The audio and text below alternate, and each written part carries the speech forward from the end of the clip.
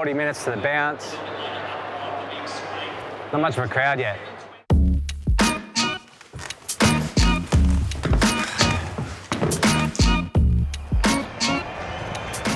A match requires intense concentration for 2 hours. If you just drift away for a second, you're going to miss something. Bare basics for a sports photographer are a tally photo, a 70-200 and a wide angle. So right from the start, you probably want to have those essential items. Another essential item for tonight, the radio. So while you're shooting, the commentators are looking at what else is happening on the ground. Gives you a heads up as to injuries, big moments, that kind of stuff. So 95% sure that Trent Cotchin is out of the game tonight. We know that he came off the ground, went down. I'm going to get a photo of him on the bench. Could be a bit of a news story. Always important to listen. The biggest misconception about being an AFL photographer is you just work Friday, Saturday, Sunday, you sit on the boundary, you get the best seats in the house, and it's the easiest job in the world. People don't realise the physical strain there is. You're lugging heavy equipment around all the time. And there's pressure there. There's pressure to file as you're going. You know, the clubs, the AFL news desk, they're relying on your pictures from the night to feed their social channels. I'll be there until at least midnight tonight and going through my edits. Closer to the match, you just sort of start to zone in on stories and what could make for great pictures tonight. A lot of people probably wouldn't know, but I actually used to be a graphic designer. Just sort of started shooting VFL games, built up a folio, got to know other photographers, and yeah, eventually doors started to open. Probably the most memorable game at the G, I would say, would be the 2010 drawn grand final. There was such an eerie feeling after the match when that siren went and this weird storm blew over the ground straight after. It was kind of like the ghosts of '66 just hanging around or something. It was quite bizarre. People ask me, you know, what other photographers inspire me. I actually don't want to sort of look at other people's work too much. I don't want a preconceived notion on how to shoot something. So that's kind of a bit of a philosophy I have. I don't want to be sort of boxed in by any ideas on how something should be shot. So we're heading into the photographer's room now. Still an hour and a half before the game starts. Going to go through the brief with Dylan, who I'm shooting with tonight.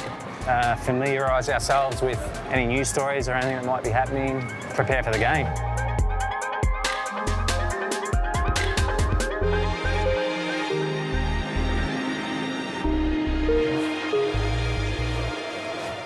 This rain was not part of the plan. The bigger the game, the better the photos get. The bigger the moments, the more excited the players get it as well, I think. Tonight, for example, could be the difference between a top 4 finish for either of these sides. So kicking a goal in the last minute could define a season. The bigger the moment, the better the photos, I guess, is one way of looking at it. So it's 7:30 now. Got 20 minutes before the bounce. Master Michael will be coming out with his kids. I've just been sent a text message from their media manager. It's telling me to make sure I get lots of pictures of that.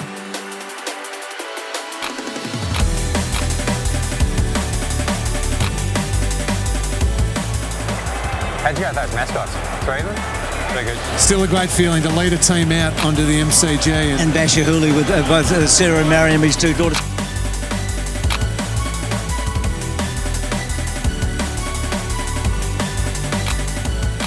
That was a bit hectic because they had 2 mascots as well as Basher's kids, so there were kids everywhere.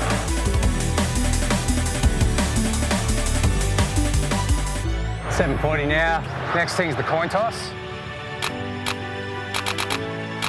Ready to go. MCG's Friday night, round 19, Collingwood and Richmond.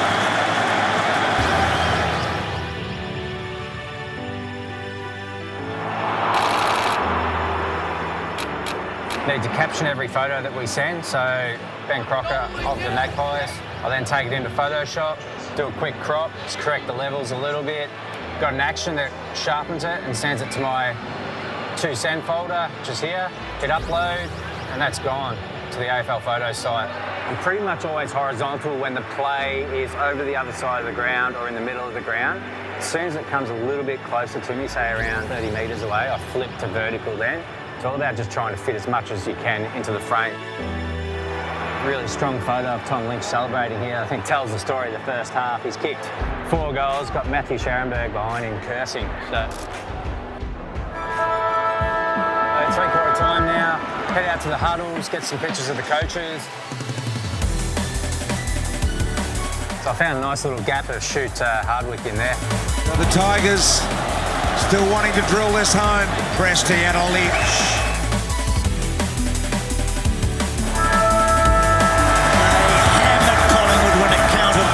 Right, game's over.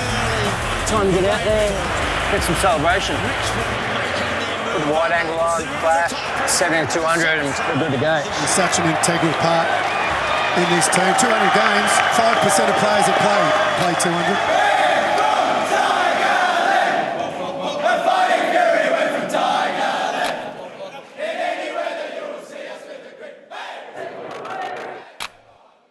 Not much else happening down here, so it's probably about it for the rooms, I'd say. I mean, with most things in life, you kind of speak to people with experience and you just learn from them. Hopefully I can pass a few of those tips on to other photographers now, I guess.